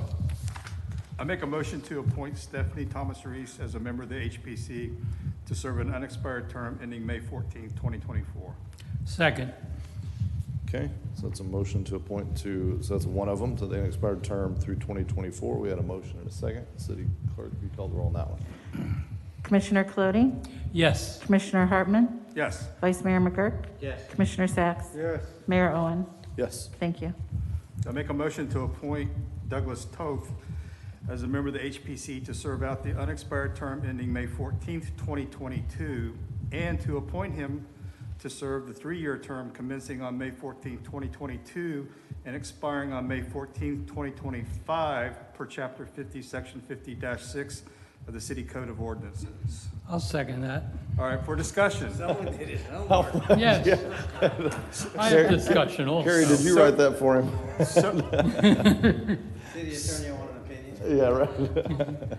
So for that very same reason, one of these was a really short term. Okay. So this way he will fill the short term and then get appointed to the term after that. We don't have to rehear it again in May, so.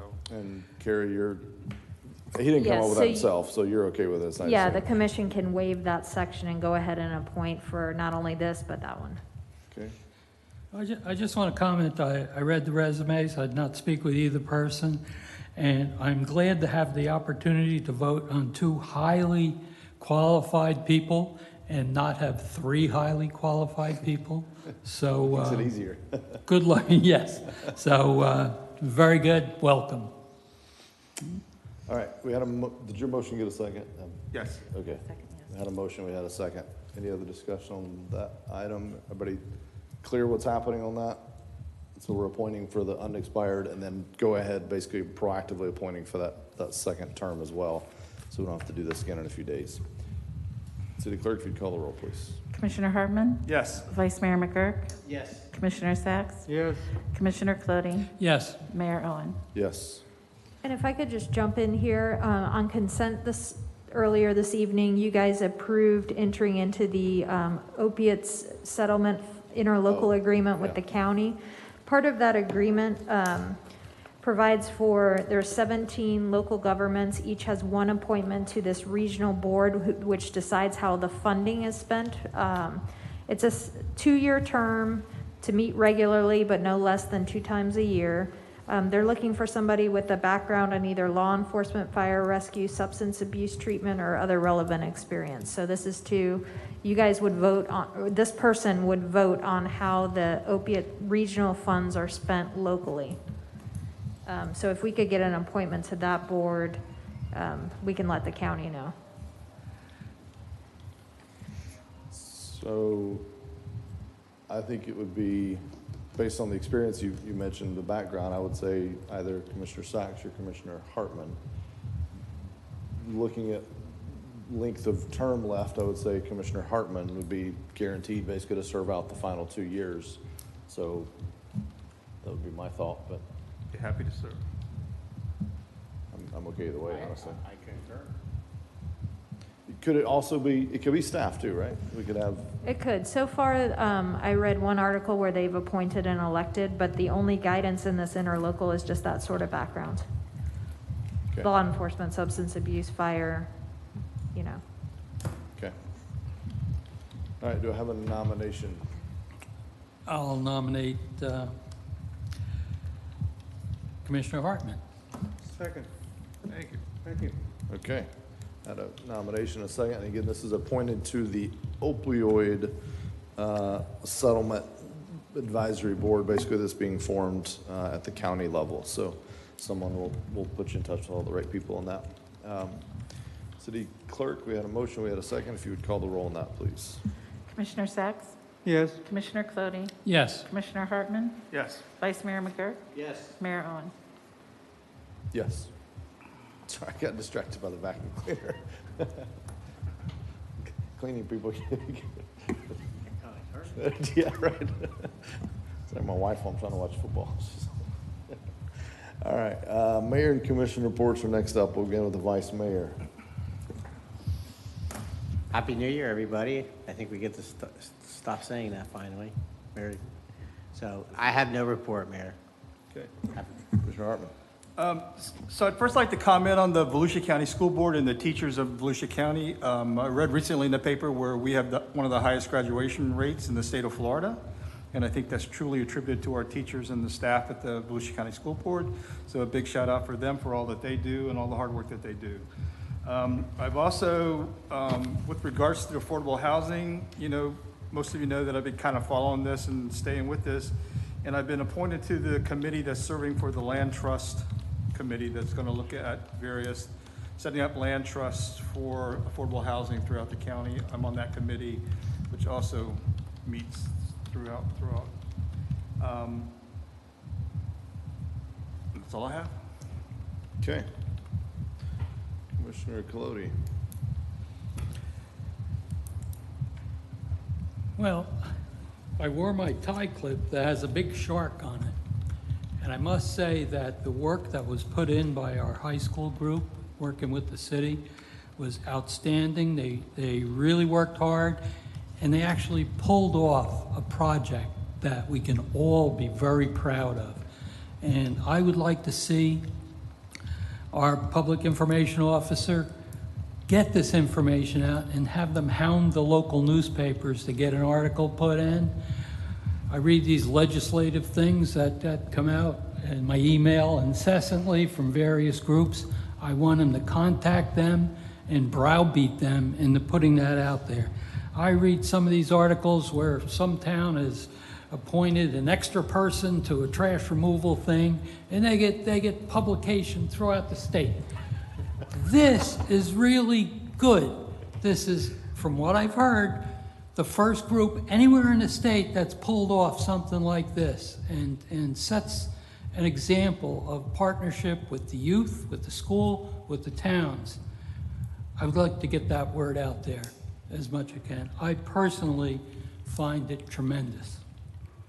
Second thing is land development ordinance, environmental changes, and standards for subdivisions. We now have 2 narrow streets and 2 short setbacks, as some other commissioner has brought up on numerous times.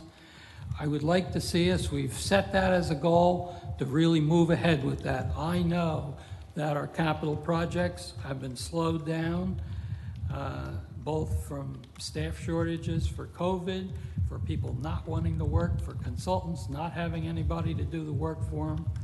But I would like us to try to keep up, and I know staff has, to get some of these projects pushed forward. We keep appropriating money, and I want to see it spent. I want to drive on the new roads. I want to go in new parks if we have them, or things rebuilt. The federal government, through all of their foresight, is throwing money at us that has deadlines that we have to spend it on. We really got to set the groundwork, and we got to move ahead with these things. There's so many things that we could take advantage of. That's basically it. Those are my comments. I'm nervous. I'm anxious to get things going, and that's what I would like to see. Anything I can do without stepping on anyone's toes, I will. So that's where I stand. Okay. I like it when Commissioner Colodi gets all fired up with us. Commissioner Sacks. Thank you, Mr. Mayor. I'll echo Commissioner Colodi's thoughts about our kudos. Kudos to the kudos. The sharks really are beautiful. Their perfect example is the one out in front of the building. It shows their tenacity, their hard work, stick-to-itiveness, and I want to especially thank Kelly, who was their liaison and secretary and clerk and mother and everything else. You really helped those children bloom. They're adults, actually. They're not children. To me, they're children. And she was a shark babysitter for quite a while. Yes, so that's a really nice project. It's an honor to work with them. Hopefully, they'll be our future leaders. And just another light note. Ironically, we're going to be celebrating Arbor Day, and I know a few of us really care about trees. I just anecdotally, I took a trip, had a friend passed away in Williston near Ocala, and you drive through horse country, and anybody who's ever been there sees the majesty of the oaks that are shade provided in the paddocks for horses. But we don't realize why we really need these things here, these trees. We would have flooding. We wouldn't have habitat for animals. We wouldn't be able to breathe, frankly, if not for trees. It's unfortunate that in the beginning of my tenure, it seemed like we were making headway with trees, and then the state preempted us, and it seems we have less trees.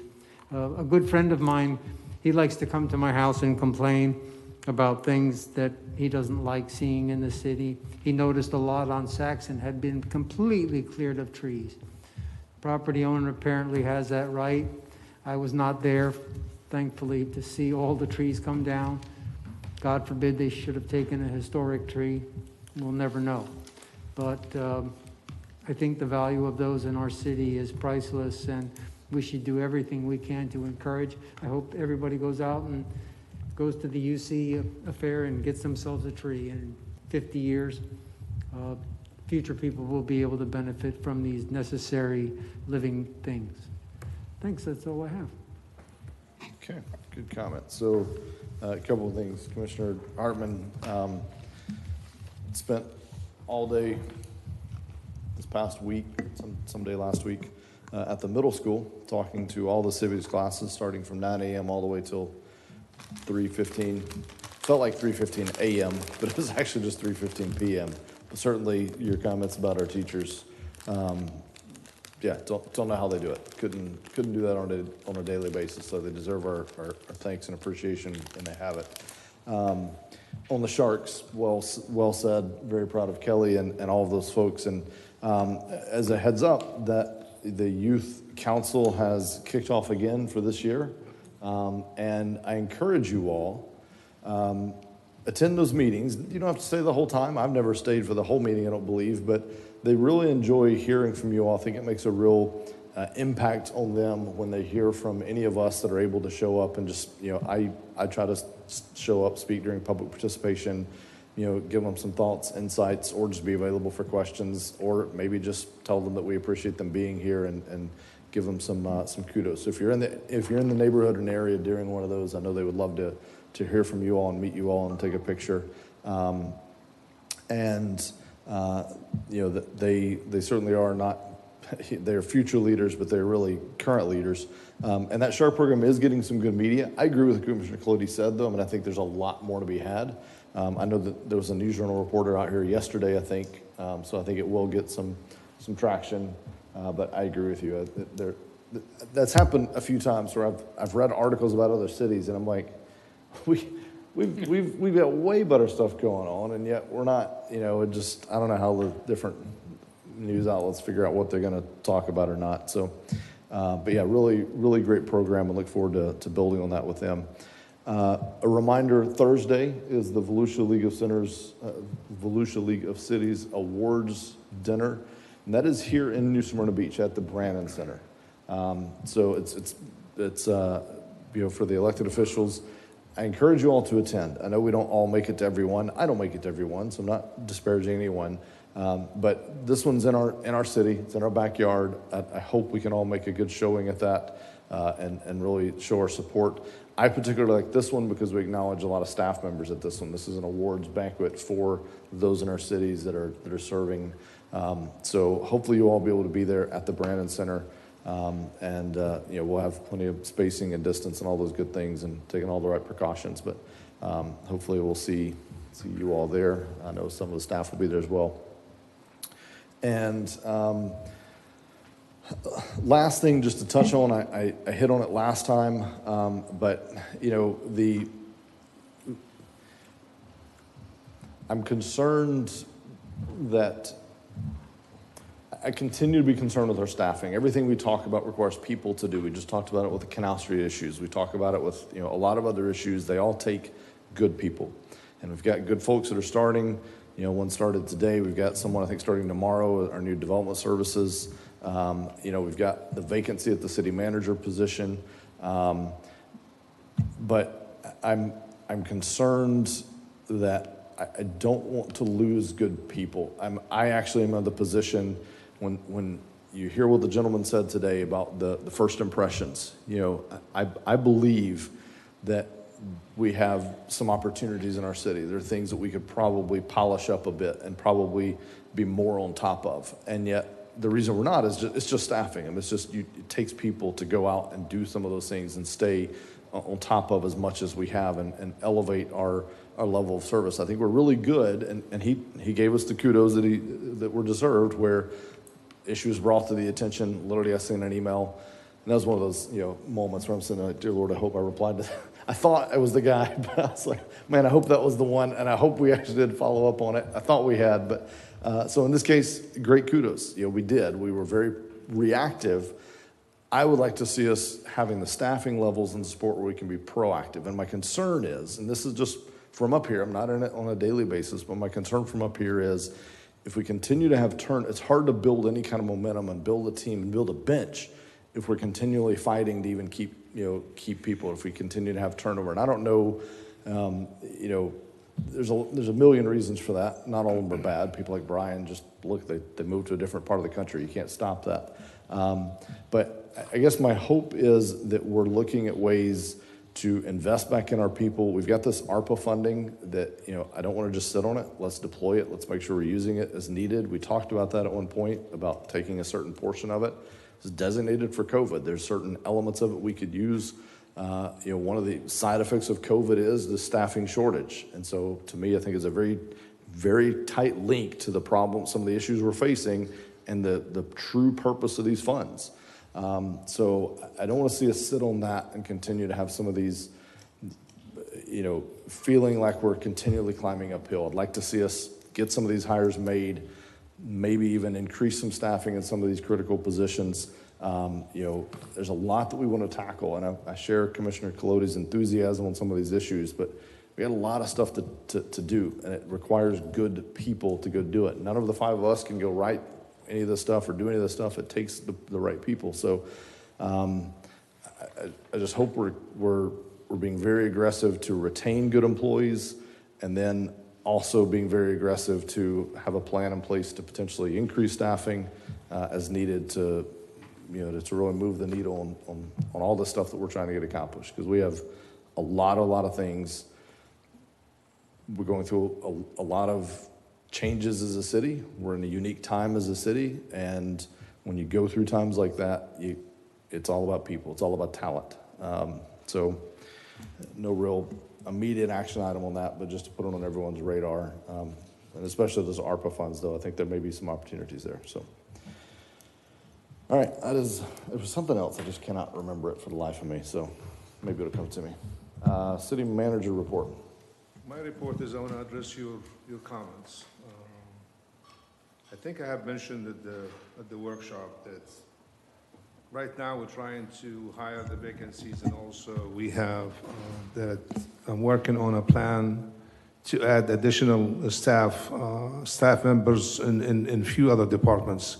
Right now, the problem too is to find people to fill these positions. We have advertised for the grant writer for the last almost 4 or 5 months, the CIP. So the only position that we got quite a few applicants is the leisure services and the assistant city manager. Besides that, it's very difficult to find people out there. But I'm working on a plan on expanding our staffing, especially on the top at this point, because I think we will be losing our half-time CIP manager. I think she have some personal issues that she wanted to, so she'll hold for us until we find someone. So I think that's one area that I need to have some assistant there.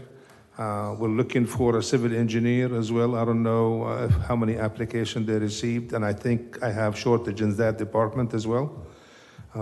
Also a senior planner. That's a position that's been out there for some time.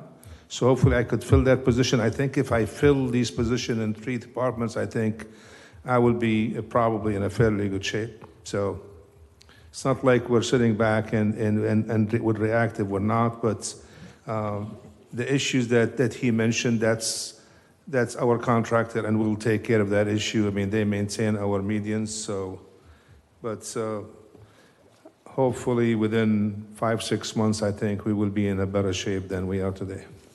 Thank you. Okay. Any questions? City manager had a full report in the agenda package. Any comments or questions for him on his report? Seeing none, city clerk report.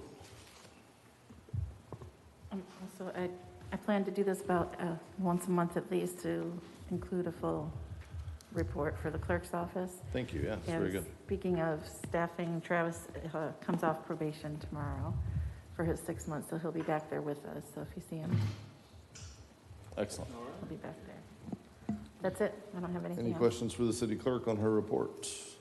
Seeing none, city attorney's report. Not tonight, thanks.